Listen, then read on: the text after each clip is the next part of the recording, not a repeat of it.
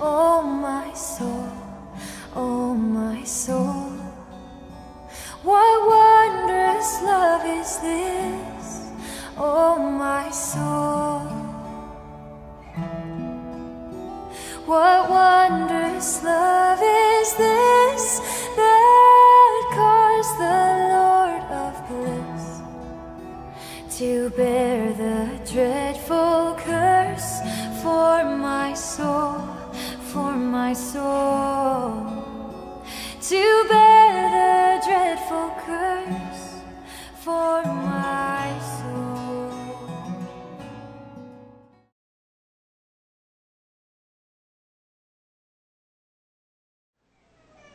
Das várias passagens bíblicas que falam desse amor de Deus, tem um que mexe muito comigo e eu sei que mexe com você também. Você já deve ter ouvido falar da história daquele filho pródigo. Tem esse quadro aí, 1669, Rembrandt. Foi uma das últimas pinturas dele, foi o ano que ele morreu. Que retrata esse momento tão sublime, em que naquela passagem de Lucas 15, o filho que se afastou, que estava distante de Deus, retorna ao pai. Todo maltrapilho. Ele não tinha nada para oferecer para o seu pai. E o seu pai o recebe de braços abertos. É uma das histórias mais lindas da humanidade, uma parábola que Jesus contou, que mostra claramente um pouco sobre esse amor de Deus por cada um de nós. Só que essa história aqui, ela esconde uma coisa muito interessante, que tem muito a ver com a gente. Tem muito a ver com a gente. A Bíblia, o contexto é muito interessante, o que realmente estava acontecendo lá em Lucas capítulo 15. Nós vamos abrir a Bíblia daqui a pouquinho, eu vou só mostrar o contexto aqui. Aquele momento Jesus, ele estava falando do amor de Deus, e ao redor dele começaram a se aproximar pessoas não muito religiosas. A Bíblia nos fala que se aproximaram dele publicanos e pecadores. Nesse momento, você vai ter ali uma distinção muito clara. Dois tipos de pessoas. Você vai ter os publicanos e pecadores e os fariseus, os escribas, os religiosos daquela época, que segundo a Bíblia eram aqueles que murmuravam. Você tem dois grupos. Um grupo que está se aproximando de Deus, que está sendo tocado pelo amor de Deus, que não tem nada para oferecer para Deus, mas está se aproximando de Jesus. E você tem um grupo muito exigente, um grupo que já fez muito para Deus, um grupo que quando ora quase que reivindica do Senhor os seus méritos, as suas boas obras. E quando eles olham esses pecadores se aproximando de Jesus, eles murmuram. Eles começaram a murmurar e dizer assim: olha, este recebe pecadores e come com eles. Publicanos e pecadores. Publicanos eram odiados pelos judeus. Um publicano era um judeu que na verdade cobrava impostos para a nação dominadora. Era um traidor. Pecadores aqui eram aquelas pessoas totalmente afastadas de qualquer tipo de religiosidade, das sinagogas, da lei de Deus, do templo. Eles passavam longe, que tinham uma vida notoriamente ímpia, distante de Deus. E esses dois grupos se aproximaram de Deus. E naquele momento, então, Jesus, ele percebe a murmuração dos religiosos e a aproximação dos pecadores. E Jesus, quantas vezes, ele disse que não é os sãos não precisam de médico, e sim os doentes, que onde abundou o pecado, abundou a graça de Deus. Então Jesus, olhando aquele quadro, ele começa a descrever e contar uma parábola. Parábola é um enigma, já falei sobre parábola aqui alguns domingos atrás. Parábola é um enigma que faz uma divisão. Pessoas que estão ali, não sabem o que estão fazendo ali, quando Jesus lança uma parábola, elas são obrigadas a pensar, a refletir. É um enigma que tem uma verdade oculta, escondida. E as pessoas então são obrigadas a parar e pensar: peraí. Ela separa aquele mero ouvinte daquela pessoa interessada. Então Jesus lança uma parábola e faz as pessoas então irem para casa. Sabe aquelas coisas que dizem para a gente, na hora você não percebe, mas você vai para casa, você fica pensando, aí você vai dormir, você deita, você fica pensando, de repente você se lembra, você entende o que a pessoa quis dizer para você. Às vezes você fica irado. Rapaz, era isso que ele queria dizer para mim? Como é que pode? Eu na hora. Jesus fez uma parábola, gente, que mexeu profundamente. Porque essa parábola de Jesus, então começa lá no verso de número 3, quando ele diz assim, então lhes propôs Jesus esta parábola. Aí ele vai contar a parábola. Então Jesus vai falar 3 partes dessa parábola. A primeira parte é a ovelha perdida.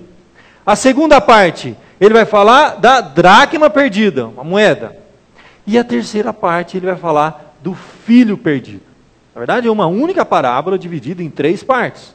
Nessa última parte é que Jesus então vai falar. E continuou, está no meio da parábola, não são parábolas diferentes. É uma grande parábola dividida em 3 partes. A ovelha, a dracma, o filho. Então continuou no meio daquela parábola. Certo homem tinha 2 filhos. A ênfase de Jesus aqui, interessante, não é só no filho perdido, nos 2 filhos. Porque os 2, você vai descobrir que os 2 estavam perdidos. O problema estava com os 2, o mais moço que partiu e o mais velho que ficou. Eram 2 filhos que estavam totalmente perdidos, distantes de Deus. Só que um estava perdido fora da casa e o outro perdido dentro da casa. É esse que é o perigo. É esse o tema que eu tenho batido e trabalhado. Eu acho que o lugar mais perigoso para a gente se perder é dentro de casa. O lugar mais triste para você perder um filho é dentro de casa. Quando nós perdemos o coração dos nossos filhos, dos nossos entes queridos, nossa família. É quando o relacionamento acaba e eles estão vivendo juntos. É quando dormem no mesmo quarto, na mesma cama, mas não são mais 2, uma só carne. É quando um filho está dentro da nossa casa, mas está longe de nós, é um estranho. É a coisa mais triste que existe. E Jesus então vai falar de 2 filhos. Os 2 estavam perdidos. O mais moço que partiu e o mais velho. Aqui, meus queridos, essa história é extraordinária, maravilhosa. A parábola, ela foi interpretada, por exemplo, Agostinho, que viveu no ano 399 depois de Cristo. Ele tem uma interpretação muito interessante para você. Eu vou ler aos poucos essa parábola, mas deixa eu ler a interpretação aqui dele. O homem que tem 2 filhos é Deus que tem 2 povos. O filho mais velho é o povo judeu e o menor, os gentios. É uma possibilidade de interpretação. O patrimônio que este recebeu do Pai é a inteligência, a mente, a memória, o engenho, e tudo que Deus nos deu para o conhecêssemos e dessemos culto. Tendo recebido esse patrimônio, o filho menor partiu para um país muito distante. A distância significa o esquecimento do seu Criador, dissipou sua herança, vivendo absolutamente, gastando e não ajuntando, malbaratando tudo o que tinha. Então você tem claramente nessa parábola aqui 2 grupos. Um filho perdido dentro, um filho perdido fora. Na época, sem dúvida, era o judeu que estava envolvido com as coisas de Deus, mas longe de Deus. E o gentio era aquele que não era judeu, era o pagão, era o publicano e pecador que Jesus coloca aqui na parábola, que também estava longe de Deus. Então você tem 2 grupos aqui. Quando os 2 filhos se voltam para o pai. E eu quero então trabalhar com você esses 2 filhos. O mais moço que mais claramente está distante. O mais moço diz agora, a gente vai acompanhar o texto, vamos ler o texto. O mais moço deles disse ao pai, pai, dá-me parte dos bens que me cabe. E ele lhes repartiu os haveres. Passado não muitos dias, o filho mais moço, juntando tudo que era seu, partiu para uma terra distante. Lá dissipou todos os seus bens, vivendo dissolutamente. Meus queridos, naquela cultura, a coisa é muito mais séria do que a gente pensa. Um filho, quando pede a herança do pai antecipadamente, é como se o filho estivesse dizendo, o pai para mim morreu. Ele está adiantando a morte do pai. Algo que iria acontecer naquela cultura. Nossa cultura tem pai aí que já dividiu a herança para não dar briga, né? Porque depois que morre é uma briga danada, né? Já divide logo a herança para não ter problema. Mas naquela cultura não. Um filho pedia a herança antecipada, ele estava antecipando a morte do pai. Coisa mais triste que podia acontecer. Ele estava rejeitando, ele estava desprezando o amor, o cuidado do pai. Ele virou as costas para o pai, foi embora, longe. E é claro que aqui o filho aqui é a figura do publicano e pecador, das pessoas que estão longe de Deus, que receberam a graça comum, o amor comum de Deus, todo cuidado, não falta nada, só a chuva, maus e bons, as pessoas estão aí vivendo, elas têm emprego, elas têm trabalho, elas têm saúde e não estão nem aí para Deus.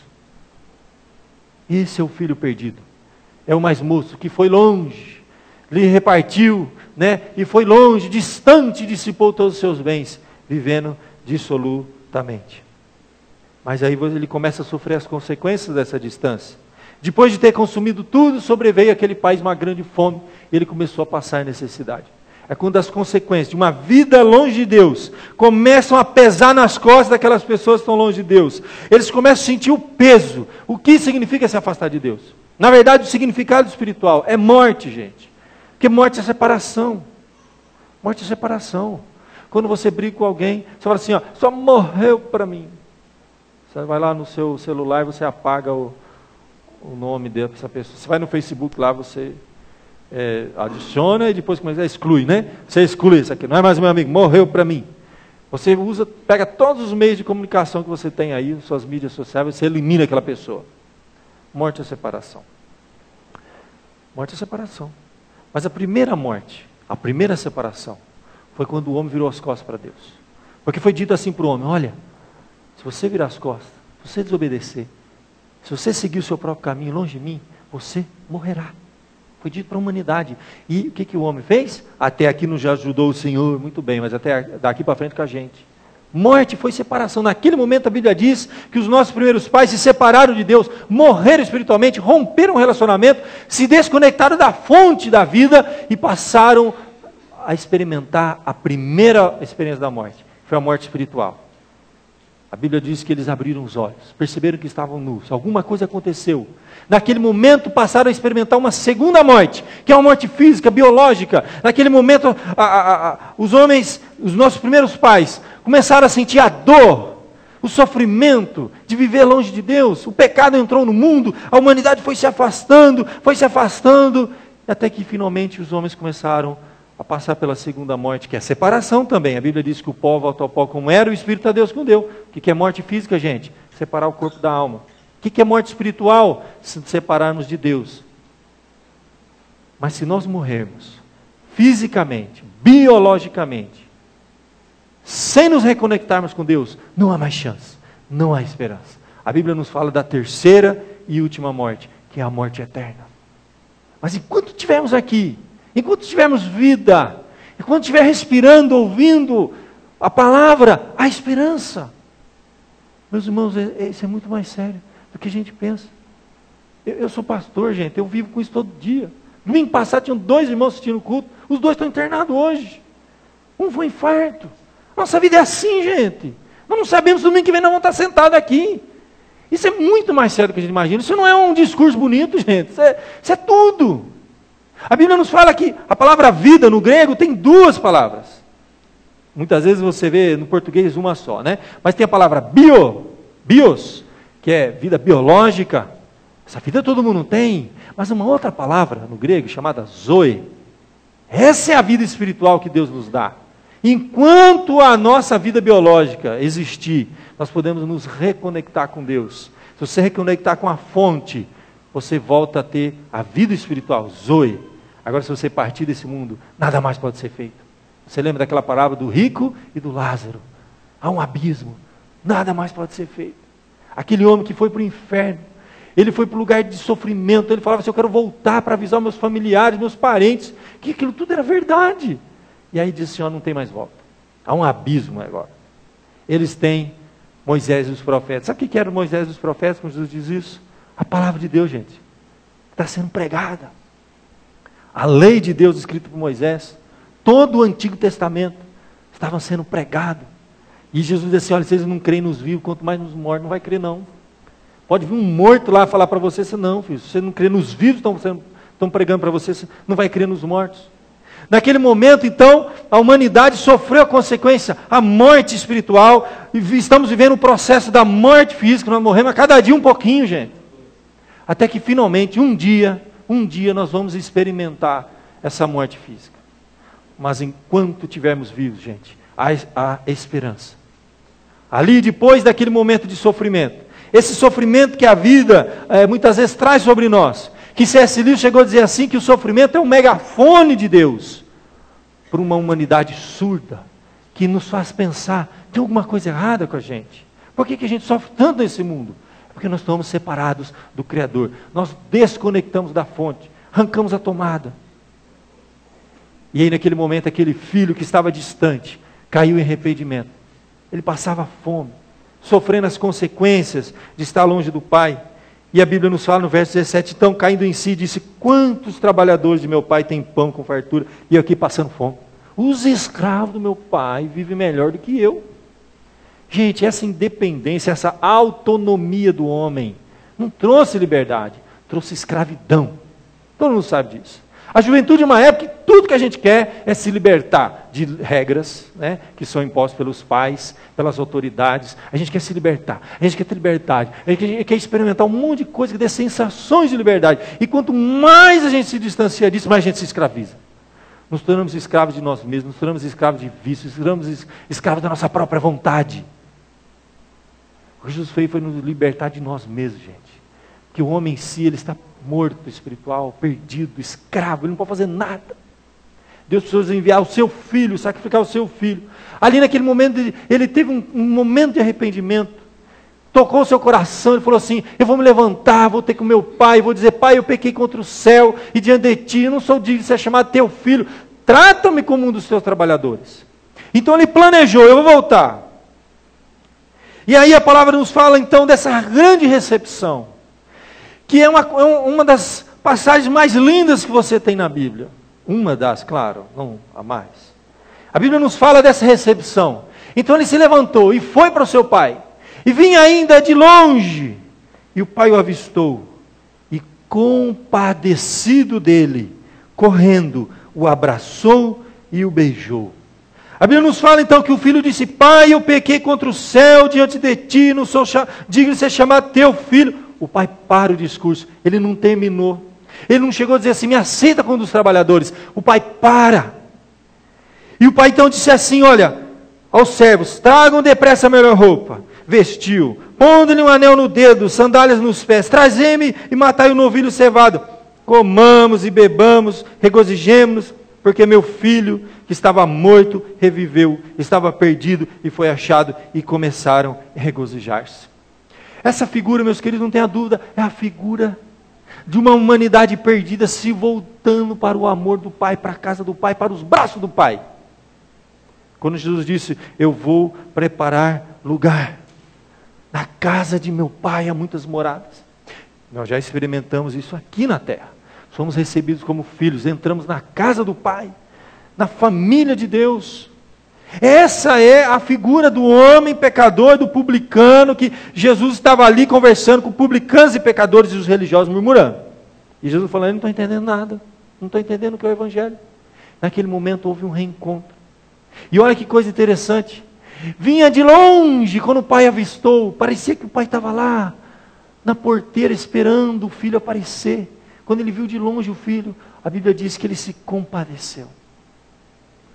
Nos lembra, gente, da grande verdade bíblica. Nós não estamos sós. Nós temos um Pai que se compadece de nós.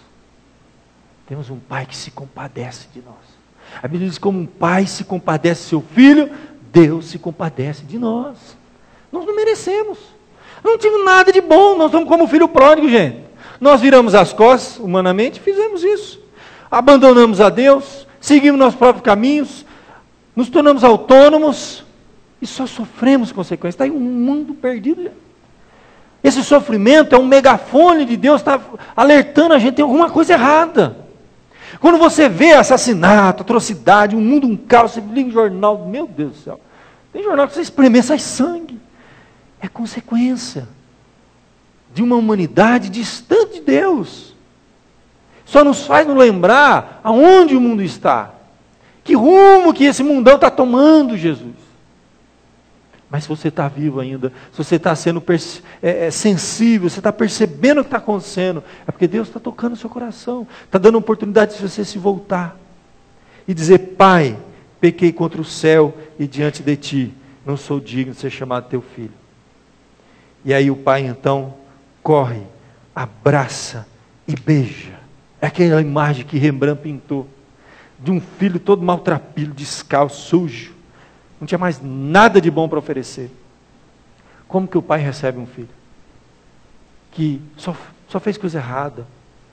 Que dissipou tudo que ele tinha de bom. Que o abandonou, que o traiu, que o trocou por prazeres. O pai recebe desse jeito. Corre até o filho. Abraça o filho e beija o filho. Esse ato de correr, na nossa cultura, já não é tão comum. Um pai sair na rua correndo para encontrar o filho. Mas naquela cultura, um nobre, jamais, gente, saía correndo com as roupas esvoaçando. Isso está mostrando assim, algo muito forte, que o pai na hora que viu já foi tocado, o coração dele já apertou, ele correu para abraçar esse filho. E o que ele vai fazer dali é muito significativo. Ele recebe, vinha longe, avistou, compadecido, correu, abraçou. E ele vai falar do que? A roupa, o anel e as sandálias. Tem um significado muito profundo aqui por trás. A roupa, a melhor roupa, seria a roupa do pai. Na festa agora que ele vai dar, todos veriam como uma reconciliação, que tem um significado. Você não vai andar aqui de qualquer jeito. Você foi recebido de novo na família. O anel significa que o filho merece a confiança total de todos. A autoridade lhe foi imputada novamente. Mais do que isso, gente. Mais do que isso. Ele recebe novos direitos de ser filho. E com isso, o que vai acontecer? Vai ter um problema com outro irmão, né? A herança seria dividida novamente. Olha que coisa, gente. A herança dividida novamente. Os direitos foram restituídos. É isso o significado de colocar um anel na mão do filho depois do que ele passou. E por fim, a sandália. Significa o seguinte, gente. Descalços, quem andava descalço eram os trabalhadores, os servos. Quando ele coloca a sandália, está dizendo que você não é servo mais. Você é filho. Significa que ele era um homem livre na casa e não um servo. Tudo isso aqui estava embutido nessas palavras. Quando Jesus disse, naquela cultura tinha um significado tremendo. E mais do que isso, gente. A Bíblia nos fala que ele vai celebrar. Ele celebra quando? Matai o novilho cevado, comamos e regozijamos. Gente, novilho cevado, deixa eu contar para você. O novilho cevado é aquele animalzinho que está lá, sendo preparado para o dia mais importante daquela família. Por exemplo, o casamento do filho mais velho. Por exemplo. Você vai mexer com o filho mais velho. Tudo que está acontecendo aqui, vai guardando aí. O novilho cevado daquele... Estava lá gordinho, né? Sendo alimentado todo dia, bonito, preparado. E a Bíblia nos fala que eles mataram o novilho cevado. E ele celebra dizendo, esse filho estava morto e viveu, estava perdido, foi achar. E começaram a regozijar. E é por isso que Jesus vai dizer depois assim, ó, haverá maior júbilo no céu por um pecador que se arrepende do que por 99 justos que não necessitam de arrependimento. Era o filho perdido, que foi restaurada a comunhão, foi restaurada a vida. Mas agora tem um outro filho perdido aqui também. E o mais velho, como é que fica nessa história? Ele não estava junto na celebração, ele não correu junto com o pai, ele não fez nada para mudar aquela situação. O que aconteceu com esse filho mais velho? A Bíblia nos fala que, ora, o filho mais velho que estiver no campo trabalhador, lá, dando duro para manter a herança dele, é esperto, ele estava cuidando que era dele. Você acha que ele está preocupado com o pai, gente? Se ele estivesse preocupado com o pai e viu o sofrimento do pai, o que ele ia fazer? Ele ia atrás do filho mais novo que se perdeu. A Bíblia nos fala então que quando ele se aproximava, ele ouviu a música, as danças. Falei, o que está acontecendo? Está tendo uma festa, não me chamaram. Ele já desconfiou. Chamou um dos criados, perguntou o que era tudo aquilo que está acontecendo. Aí o criado então vai informar para ele, é o seguinte, veio teu irmão, e teu pai mandou matar o novilho cevado, porque recuperou com saúde. Ah, pá, ficou indignado. Ele não queria entrar. E ele ficou irado. Que negócio é esse? E ele ficou indignado, não queria participar daquela celebração, não queria participar daquela festa. O coração dele não se alegrava com a volta do filho. Saindo, porém, o pai procurava conciliá-lo. Mas ele então vai responder, olha pai, há tantos anos... eu tenho te servido sem jamais transgredir uma ordem tua, então nunca me deste um cabrito sequer. Cabrito, gente, cabrito. Aquele homem tinha milhares de cabritos, nunca matou um cabrito para celebrar. Para alegrar com meus amigos, vindo porém esse teu filho, meu irmão não é mais não, viu? Mas ó, teu filho, que desperdiçou teus bens com meretriz, mandaste matar por ele um novilho cevado? Então respondeu o pai, meu filho, tu sempre estás comigo, tudo que é meu é teu. Mas nós precisávamos nos regozijar e nos alegrar, porque esse teu irmão estava morto e reviveu, estava perdido e foi achado. O filho fala assim, esse teu filho, o irmão mais velho, e o pai fala, não, é teu irmão. Percebe o que está acontecendo aqui? Gente, na verdade é o seguinte, o filho mais velho não amava o pai, primeira coisa. Ele estava ali por interesse. Ele estava ali trabalhando porque ele estava de olho nas bênçãos decorrentes de quem trabalha. Ele não amava o pai, ele amava as bênçãos do pai. Ele não amava o filho mais velho, perdido, o filho mais novo perdido, porque se ele amasse, ele ia atrás. Se ele amasse o pai, ele ia atrás do filho perdido. Gente, Jesus está dizendo o seguinte, que esse filho mais velho são os religiosos. Sabe para quem que é essa parábola? Para nós, gente. Nós, religiosos, somos os filhos mais velhos. Hoje, naquela época eram os judeus, hoje somos nós. Nós corremos o risco de estar na casa do pai, servindo ao pai, por interesse, querendo as bênçãos do pai. Porque se nós amamos o pai, nós vamos atrás dos filhos perdidos, que são aqueles que estão distantes do evangelho. Iríamos nos regozijar quando um perdido viesse, porque até os anjos fazem festa no céu. E a gente sabe que as igrejas hoje, né, infelizmente, a maioria das igrejas hoje, são boas para dar festa aqui na terra. Eu sou festeiro, eu gosto de uma festa, tudo é celebração. Faz café, canta parabéns, bolo, vai uma festa. Mas nós já não damos mais festa no céu, porque para dar festa no céu, gente, tem que ter pecador arrependido. Tem que ter salvação de almas. Então tem igreja que se tornou uma agente de fazer festa aqui na terra, mas não faz mais festa no céu.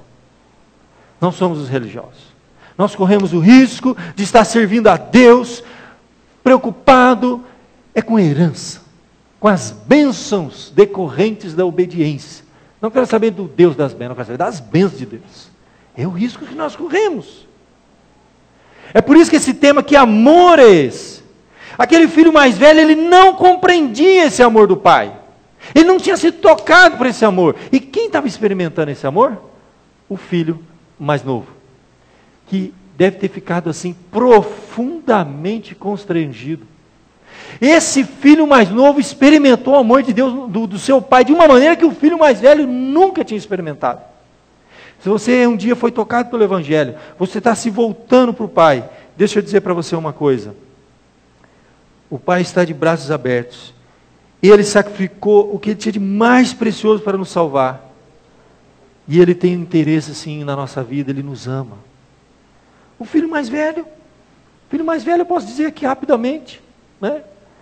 Quando o mais moço sai, o pai não pôde ir atrás, então o filho mais velho deveria ir e não foi.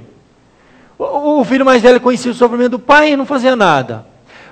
Serviu o pai, como já disse, mas não amava o pai. Ele serviu o pai por amor a ele mesmo, retribuição. Ele estava preocupado com os cordeiros, com o novilho cevado, com a herança que vai ser dividida. Ele não estava preocupado com o pai nem com o irmão. Cuidava das coisas do pai porque era a herança dele. Quando o anel foi colocado, dividiu, pronto, criou um problema aí. Isso não era justo. Não entende o que significa misericórdia, graça. Nós corremos o risco, sim, gente, de nos tornarmos o filho mais velho. Que nos tornamos pessoas que só julgamos, condenamos, condenamos. Nós não entendemos o amor de Deus. Nós não entendemos o que significa misericórdia. Essa foi a grande crise de Jesus com os religiosos daquela época. Quando ele fala misericórdia, eu quero e não sacrifício, gente. Os sãos não precisam de médicos, os doentes, eu não vim buscar ajuda, mas pecadores, arrependimento. A grande mensagem do evangelho é essa. Nós todos éramos pecadores. Nós todos estávamos perdidos, alguns dentro da casa, outros fora da casa. Mas Jesus sacrificou, Deus sacrificou seu Filho por nós. Jesus, então, na verdade, é o irmão mais velho que deu certo. Que veio resgatar os filhos perdidos. Para conhecer o coração do Pai. Jesus é o irmão mais velho que da sua casa, da morada do Pai, veio a um lugar distante para buscar o que estava perdido. Esse é todo o significado da parábola. Como indivíduos e comunidade, igreja, nós temos que tomar uma decisão, gente. Ou nós vamos ser como o irmão mais velho da parábola, ou nós vamos ser como o irmão mais velho Jesus, que toma iniciativa, serve o Pai por amor, não mede esforços para servir o Pai, que realmente vai um pouco além, que toma assim de coração o Evangelho, essa mensagem, se consagra na obra de Deus, nas coisas de Deus, não para receber herança, mas por amor, porque já foi tocado por esse amor de Deus. que quer que a igreja vá para frente, que investe seu tempo, seus recursos, seus dons, seus talentos, porque quer que mais almas sejam alcançadas, que esses filhos que estão perdidos sejam trazidos para a casa do Pai e experimentem realmente o amor de Deus. Que amor maravilhoso é esse? Nós temos que tomar uma decisão, gente. Que filho nós somos? O mais velho da parábola. Vamos na igreja, quando vamos, batemos nosso cartão, damos a nossa oferta, missão cumprida, hein? Missão cumprida, para casa, não me incomoda. Ou nós seremos o filho mais velho, Jesus, que foi além, que foi tocado pelo amor do Pai. Eu quero que você pense muito, eu não sei a sua situação, meu querido. Quem sabe você nem o mais velho Jesus, nem o mais velho da parábola, quem sabe você é o mais novo. Você se sente tão distante de Deus, você está precisando experimentar essa graça, essa misericórdia de Deus na sua vida. Deixa eu te contar, está claro aqui o texto sagrado. Assim como aquele pai recebeu de braços abertos o filho perdido, Deus está de braços abertos nos esperando. Nós vamos orar agora, vamos orar por você. Você que é o filho mais velho ou que é o filho mais novo, não importa. Os dois estavam distante de Deus, para que Deus toque no seu coração, transforme a sua vida. Vamos fechar os nossos olhos, enquanto eu oro, peço para os nossos irmãos do louvor venham à frente, para nós encerrarmos com mais um último cântico, e assim recebermos a bênção final e o culto. Vamos orar, meus irmãos.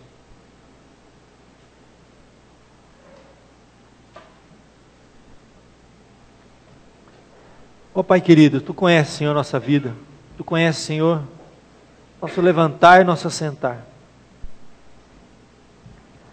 Ó Pai querido, nós, diante dessa parábola, temos que tomar uma decisão, Senhor.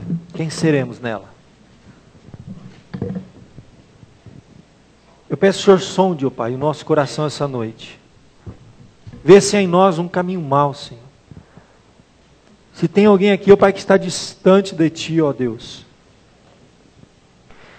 Quem sabe foram experiências, foram situações, ó Pai, que foram se criando na nossa vida. Foram esfriando, Senhor, o nosso coração. Esse é um lugar perigoso, Senhor. Um filho de Deus com um coração frio aqui nesse mundo é um alvo fácil do inimigo. Nos tornamos vulneráveis. Podemos seguir por caminhos sem volta, Senhor. Ó Pai, quem sabe alguns estão na Tua casa, Te servem. O coração está longe, está frio. Não sentem esse amor, ó Pai, essa paixão. Possam ser tocados por esse sacrifício de Cristo, Senhor. Agora na Páscoa, na época da paixão de Jesus. Que esse primeiro amor que esfriou, que ficou lá atrás, longe, possa reacender no nosso coração, Senhor. E que não haja filhos perdidos, ó Deus, nem aqui dentro, nem lá fora, ó Pai. Que haja salvação de almas. Se tem alguém aqui, ó Pai querido, que ainda não experimentou esse amor, ó Deus, que está distante do Senhor, quer seja o filho mais velho, o filho mais moço, quer seja aquele que está dentro da Tua casa ou fora, Senhor. Eu Te peço essa noite em nome de Jesus, ó Pai, que esse coração seja tocado, que essa alma seja despertada para Ti, Senhor. Possamos nos voltar ao Senhor, ó Pai, que está de braços abertos, para nos receber, para nos acolher, para nos restaurar, como aquele filho foi restaurado. Abençoa-nos, ó Deus, toca na nossa vida, aquece o nosso amor, desperta-nos para Te servir, ó Pai, com alegria, ó Pai. Para dizer como o salmista disse, alegrei-me, como disseram, vamos à casa do Senhor. Voltar a ter amor pelas Tuas coisas, pelos Teus filhos, pelo Teu povo, pela Tua palavra, pelas missões, pelo evangelismo. Voltar a nos consagrar, ó Deus, voltarmos a sermos dizimistas, fiéis, ofertantes sinceros, ó Pai, de coração, Senhor, para Ti, não para os homens verem. Voltar, Senhor, a ter amor pelo Senhor, pelo nosso Pai eterno, aquela comunhão que arde no coração, Senhor. Abençoe Teu povo, desperta, Senhor. Acorda, Senhor, cada um de nós e salva-nos, ó Pai. É o que eu Te peço e Te agradeço, Senhor Deus, no nome de Jesus. Amém, Senhor.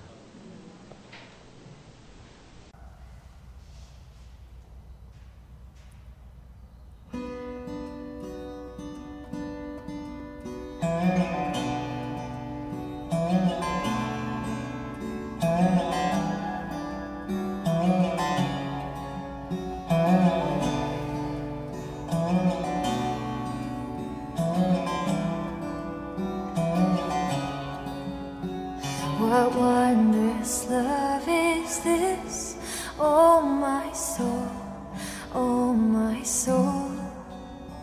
What wondrous love is this, oh my soul?